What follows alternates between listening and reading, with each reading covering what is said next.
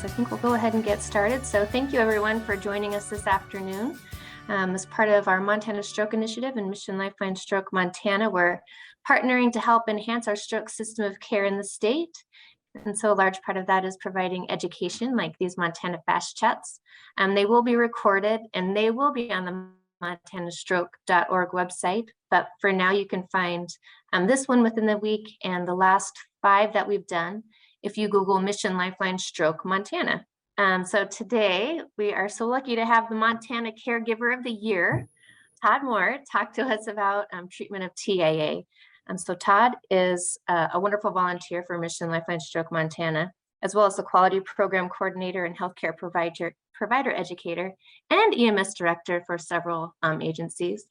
He is at St. James Healthcare. So with that, Todd, I'm going to turn it over to you. Thank you, Joni. I greatly appreciate the introduction and the opportunity to be able to speak to everybody. So what I'll go over for the next 35-45 minutes is some information on TIAs or transient ischemic attacks. I was kind of excited to review this presentation and put it together basically because in the emergency department when I'm working there, it's very relevant, and we actually see a lot more of these than we do full-blown strokes. And a lot of times we think we know what we need to do for them, but there's some newer information out that I thought would be really relevant to the talk today.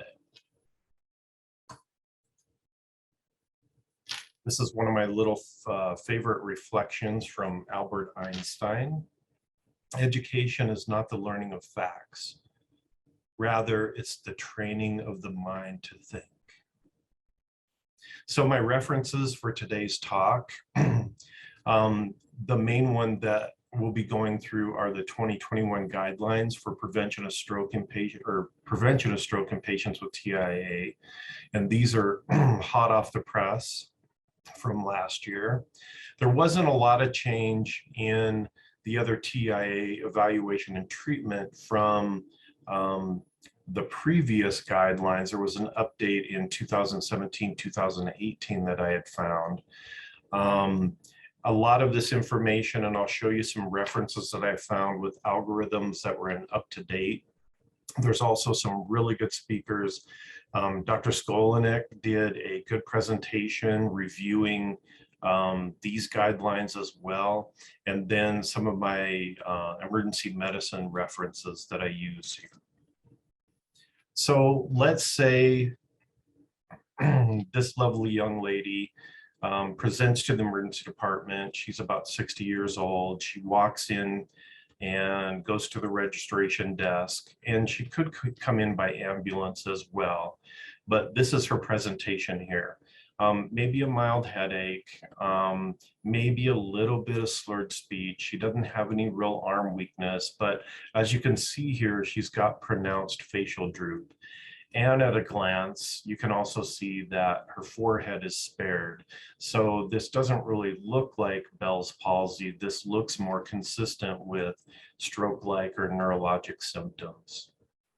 So one thing we do at my shop is we have a triage algorithm that we had instituted a couple of years ago for making sure that we're screening our patients to determine if this could be a stroke. And we use BFAST here. And in this case, she does have some facial droop. And if any of these are positive, we triage them at a level 2 and we expedite getting them back to a room. We make sure that the provider is in the room within 10 minutes, that we're getting the ball rolling, notifying CT that they're going to be rolling their way as soon as possible, and then getting our NIH stroke scale and other things rolling. If all of these are negative for stroke, which we can do this evaluation in a matter of seconds, that initial screening with the BFAST, then we just triage according to the rest of the presentation. We also included as part of this a quick severity score to see if this patient could be having a large vessel occlusion. And I'm not going to go through that whole process. I'd encourage you to look at some of our other presentations on our website, and I had recorded this presentation in the past. We want to make sure that we're checking our blood sugar because that's an easy fix and can lead us down the wrong path if we don't ensure that that's not the case with our patient. We also really need to know when the patient was last well, because that's going to drive a lot of our time frames on when we can get things done. In this patient's case, she was last well about 30 minutes prior to arrival. So our goal is to get her in the CAT scan as soon as possible. That is going to be our pivot point on how we're going to treat this patient. So she goes to the CAT scanner, and on her way back, lo and behold, the nurse tells you that, hey, her symptoms have resolved. She no longer has that slight slur to her speech, and her facial droop is completely resolved. So we look at her CAT scan, and the two main things that we're going to be looking for here is any frank blood or any evidence of an old stroke, because we know that makes us higher risk for a stroke. And here we don't see any of those, so that's reassuring. So we can wrap her up and send her home and have her follow up with her primary care provider. Actually, we can't, because a TIA is an emergency. And I know there are some people who tend to maybe dismiss a lot of this, but it's important that this is an anginal event. This is a true emergency. And although we may not complete the full workup in the emergency department, we certainly need to get the ball rolling. And as we go through this, I'll talk about the considerations for admission as well. So some fun facts about TIA. So the definition of TIA has actually evolved, and it's evolved quite a bit over the last 15 to 20 years. Some of the implications with that change in definition is there have been a lot of studies done on stroke and TIA. And some of those, with that change in definition, that can change some of the outcomes or the data that has been reviewed in the past. So the most current definition, and this is as of 2009, is that TIA is a transient, which is in the name itself, neurologic dysfunction, and it's affecting some area of the brain, a focal area, or of the spinal cord, and that spinal cord is new. That's an addition since 2009.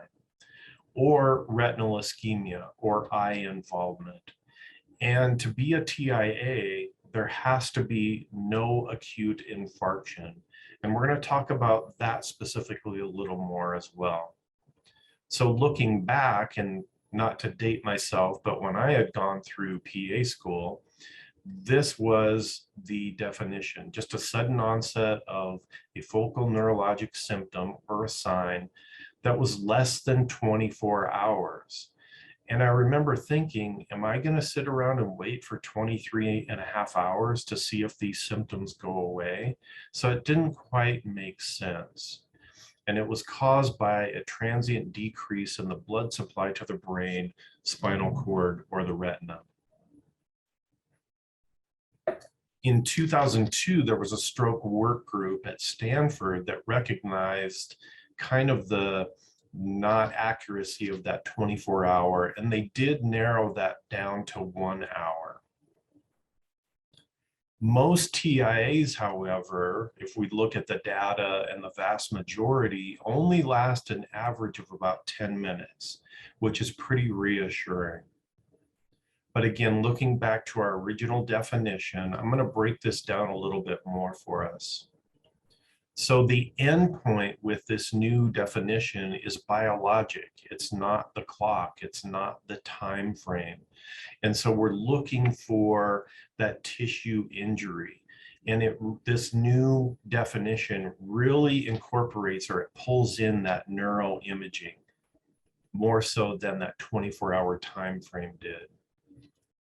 The definition really makes us do some sort of neurodiagnostic testing to make sure that there's no injury or infarction to the brain. And that can help with earlier intervention. And it is looking at that presence or the absence of ischemia.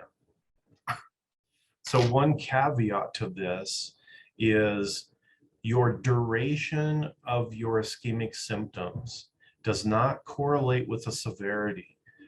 To put that in plain English, if your patient has TIA symptoms for a couple of minutes, they can have a big hit to the brain, whereas opposed to they may have symptoms for 3 or 4 hours and have no injury to the brain. So your duration does not correlate with the severity per se. Also, there's 3 different types of TIA, and I guess I had never really thought about this before. I thought they were all pretty similar.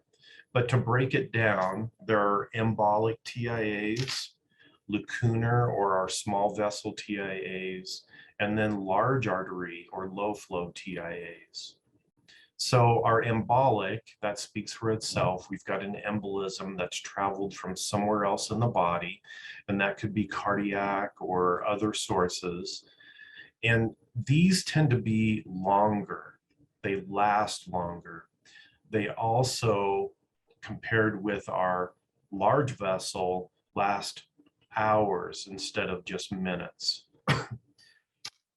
The important part of this is if it's embolic, we need to really find the source of that, because that, if we don't address the source, is the big factor that's going to make them more likely to go on to a full-blown stroke. These are less likely to be repetitive as opposed to our large vessels. And it makes sense that the larger the size of the embolism, the larger the vessel that gets occluded, and the more downstream damage that can occur. And then these can be divided into anterior and posterior circulation. When we look at our lacunar or the small vessel, that's affecting our MCA, our basilar artery, vertebral artery, and the circle of Willis. We're looking in these small vessels that feed the brainstem area here. These are going to manifest with symptoms involving the face, arm, leg weakness, or numbness. And these usually have like a stepwise or a progressive onset as opposed to abrupt onset. And then our low flow or our large vessel, these are the main areas where these are going to occur. And most of the time, this is that atherosclerotic or that plaque lesion that builds up over time. And when we get spasming, we get that anginal presentation. These are usually brief and can be a lot more recurrent. So what are we going to do with this patient now that she's presented to the emergency department and her symptoms are resolved? Or what are we going to do with that patient that calls 911 and by the time the ambulance gets there, their symptoms have resolved? So what the recommendations are, and this was a really good flow diagram or algorithm that I found in UpToDate. And we'll go through each of these and just discuss some of the nuances with each of these steps. So first of all, do they have symptoms of a possible TIA? And what are we looking for on our initial assessment? What's likely to tell us that the cause is ischemic? So a couple of pearls when we're documenting, We want to make sure that we're documenting a full neurologic exam. We want to make sure that we've at least listened to the carotids and that we've documented auscultating the heart. Also, we want to make sure that we get some blood work. We're going to do our CBC, our coags, maybe a lipid panel. But again, in our initial presentation with this patient, we want to make sure that they're not hypoglycemic. Also, we want to get a 12 lead. And it's readily apparent atrial fibrillation is one of the major causes of TIAs. So that's obvious why we're doing an EKG. But I can tell if a patient has atrial fibrillation just by palpating their radial pulse. If it's irregular, I already know the diagnosis, or by looking up on the monitor while I'm evaluating the patient. One thing that I came across that I actually wasn't aware of is 5% of patients presenting with TIA have been shown to have a concomitant acute coronary syndrome. So that's the other reason. We're making sure they don't have any ST segment elevation on that EKG. So that was new for me and pretty surprising. The other thing we want to do is make sure that we get some neuroimaging. Now, our go-to initially is our non-contrast head CT. And what we're looking for there again is if there's any frank blood or any active bleeding. And then we want to know, is there an old stroke? We're not going to get much more information than that. If I suspect an LVO, let's say I go through my VAN or LAMS or my NIH is high, then I want to do a contrast CT of the head. When I'm looking at TIA, I also want to include the neck because I need to know what's going on in the carotids. And our gold standard for evaluation of a TIA actually is a DW MRI, that diffusion weighted MRI. And what the algorithm or the computer does with that MRI is it actually kind of lines up the water molecules to give us better imaging of that diffusion. And this is the gold standard. But how many of us actually have that readily available at our fingertips? Not many. So I like this visualization, kind of correlating it with something that we're very comfortable with and we do a lot more of, and that's our acute coronary syndrome.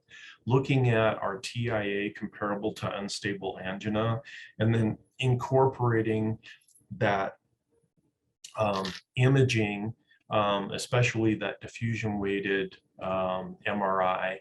That's kind of like our trope. It can tell more sensitively if there's actually been damage to the cells in the brain. And then if we have a full cerebral infarction or a stroke, whether that's LVO or small artery.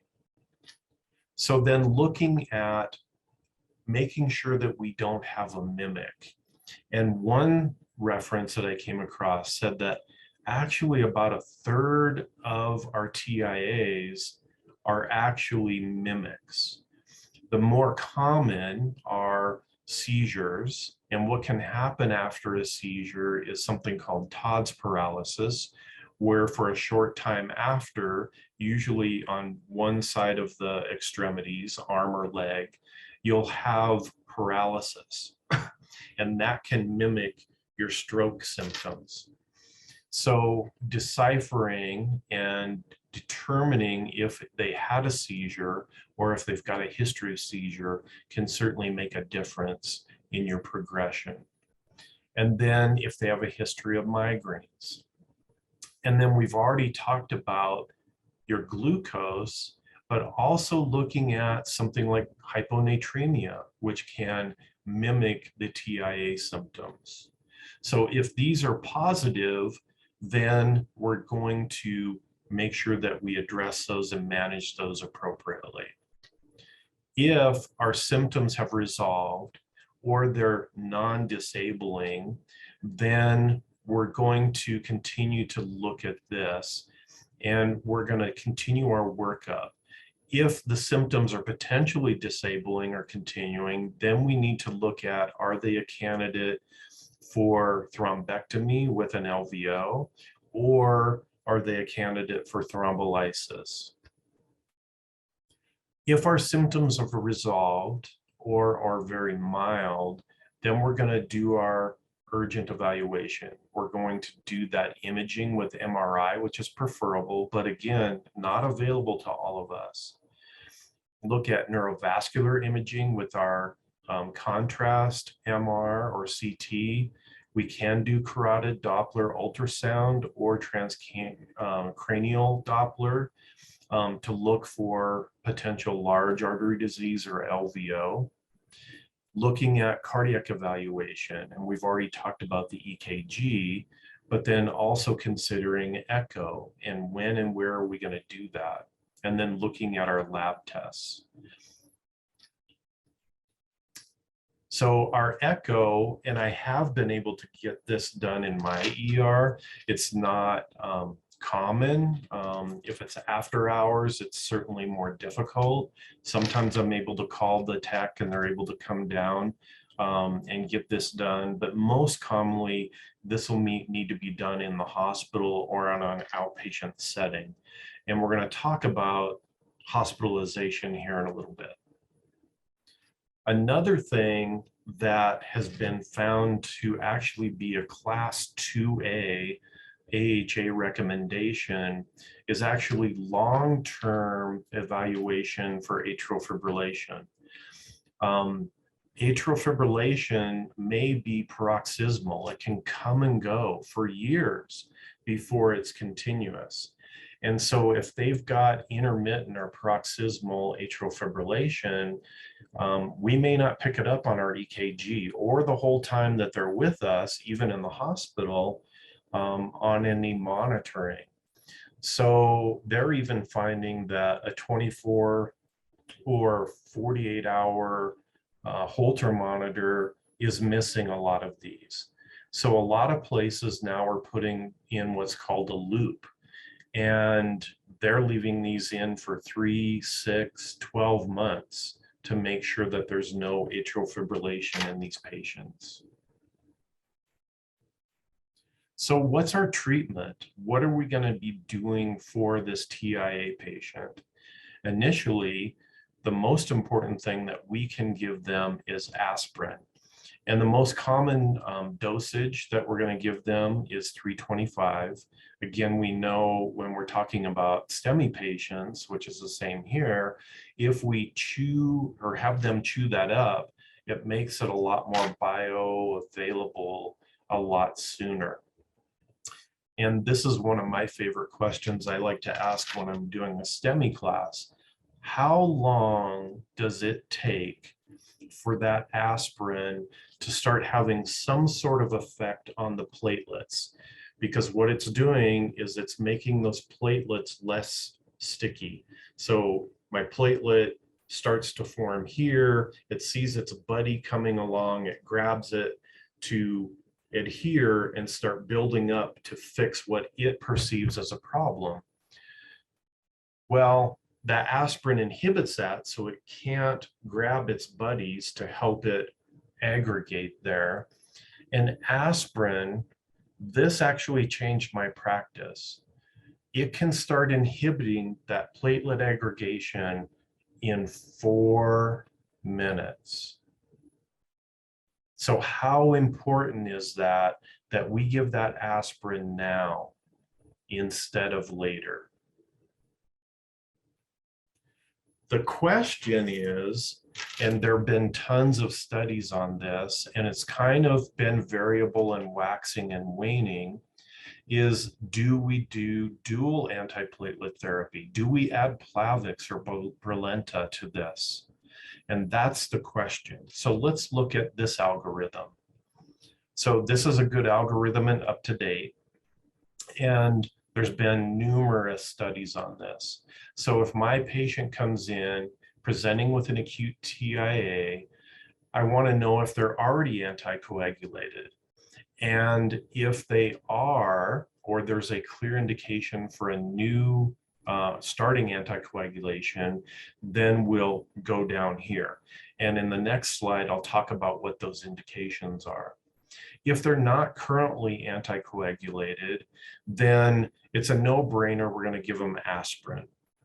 And what this study had shown, and what the current consensus is, and this may change, is if your ABCD2 score is less than 4, then we're just going to do aspirin alone. That's a low-risk TIA. And we'll talk about the ABCD2 score here in a couple of minutes. If they're moderate or higher risk, my score is greater than 4, then the recommendation is to start that dual antiplatelet therapy by including our Plavix. So those indications for long-term oral anticoagulation are AFib, if they've got a ventricular thrombus, or they've got mechanical heart valve, or for the treatment of venous thromboemboli. Excuse me one second. So looking at our ABCD2 score, and there are a ton of different TIA scores out there. And so this was developed looking at the age of the patient, and the cutoff here would be 60 years, then looking at our blood pressure when we first assess them. And sometimes that can be a little skewed because they're anxious already, or other things going on with them. But looking at the blood pressure, then the clinical features, what actually do they have going on neurologically? And then looking at how long the symptoms have been. But be careful with this correlation. As I had mentioned, the length of symptoms doesn't always correlate with the severity. And then whether diabetes is present or not. So our A, B, C, and 2Ds. So to grade it based on the score, you can read through here. And some things that I found out about the ABCD2 score. And at first I was like, do I really want to go into this here? But I think we need to have our eyes open and be aware of everything that's going on with what we're doing when we're taking care of our patients. So it's a simple tool, but not really that optimal. It was designed to identify patients that are high risk of ischemic stroke in the first 7 days after a TIA. It was mainly designed to be used in a primary care setting, a patient that presented outpatient,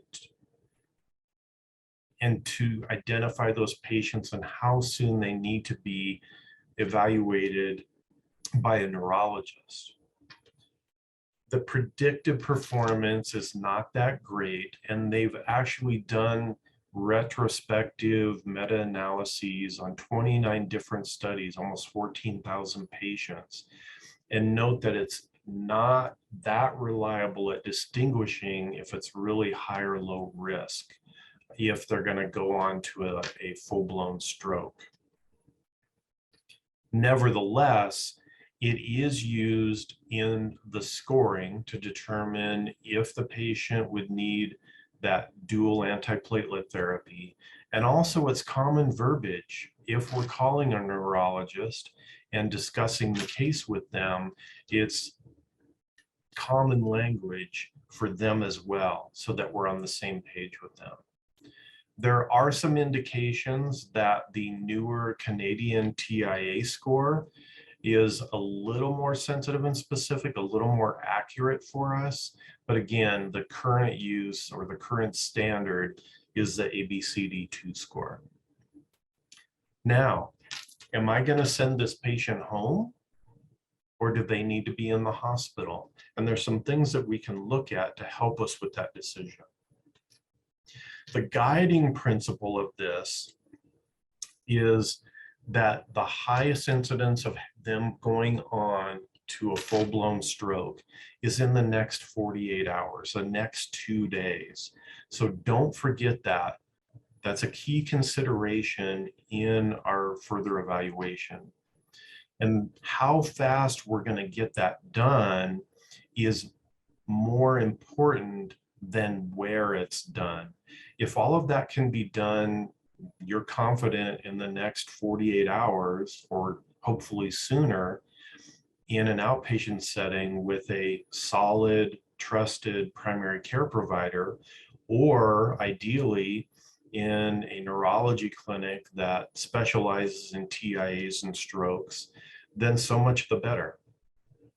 Some things to consider for hospitalization: if we know that they have cardiac, arterial, or other systemic etiology that's amenable to treatment that can be done inpatient, then that makes perfect sense. Or if there's presence of acute infarction on our diffusion weighted MRI. So when they're getting that diffusion weighted MRI, they're actually a lot more sensitive at picking up any infarction than our other studies. So we're picking up more of those. And so now it technically is not a TIA, it's a stroke because there has been infarction to the brain. So then we're going to treat that like a stroke. What they found is with this further sensitive testing is they're moving more people out of the TIA bracket and into the stroke bracket. These are not as severe as strokes. So our TIA patients actually are having better outcomes by incorporating this, because most of those bad TIAs are moving into the stroke ones, but these are not bad strokes. So our stroke numbers are actually looking better as well, but we're taking good care of the patients and more accurate and appropriate care of the patients. Also, if we're not certain that the patient can get into their primary care provider within that 48-hour window, or we don't have access to a specialized neurologic or dedicated neurologic follow-up, maybe it's 5 o'clock on a Friday afternoon in a small town, and we know that there's not going to be that availability over the next 48 hours. That's certainly, and I've admitted patients for that. Or if we have concurrent other serious medical issues, that makes perfect sense. So to summarize, we need to not dismiss TIA and make sure that we're treating it like the true emergency that it is, and have some sort of tool or some sort of system in place that we can rapidly assess these patients. Have a plan, practice your stroke alerts, and some sort of screening for large vessel occlusion as well. Most of these, fortunately, only last about 10 minutes, but make sure that we're following up and doing that complete evaluation so that we can figure out what's causing this and try to prevent it from progressing or recurring. So as with all things in medicine and all things in life, nothing is perfect. I'm reassured that we've come a long ways in a short period of time. These more advanced tests, our treatments that are available for these patients. And I think in the future, we're going to see a lot of advances that are going to be really enlightening for us. So with that, do we have any questions? Hey, Todd, none of them came in the chat, but someone did text me and say they didn't think that their chat was enabled, but I don't know. Oh, wait, one is in. Someone came in. How can we translate this into public information so that waxing and waning symptoms aren't a reason for them to ignore it? That is a great question. And I think it kind of opens a whole new perspective. Yeah, we do mainly focus on if you've got stroke symptoms. We're really hammering home the point to get them to call 911. But then maybe just elaborating on that, that if your symptoms go away, don't dismiss it. Continue to come in so that we can do that full workup. That's a good question. Thanks, Todd. Another question is, what are long-term treatment considerations that primary care providers would have for a TIA? That's a good question as well. I'm glad I sent it to you to ask me. It was really cool because I really don't, from my emergency medicine background, I don't dismiss the primary care stuff, but kind of put it on the back burner sometimes. And I was surprised in doing the research, and it's really detailed and lined out really well in those 2021 AHA guidelines. And some interesting things that I found. I mean, we know we want to take care of the blood pressure. They were talking about we want to use an ACE or an ARB or a diuretic first. We want to stay away from the beta blockers or the calcium channel blockers. But we know about taking care of the lipids and looking more at the triglycerides, and of course making sure that our diabetes is under control. But some interesting statistics, they were talking about the Mediterranean diet in particular, and that piqued my interest. And that can decrease the likelihood long-term of stroke or by 30 to 60%, which I was intrigued by. And then also they had given some data on exercising can decrease your risk by 40% at about 3 years. So I was pretty impressed by that. All right.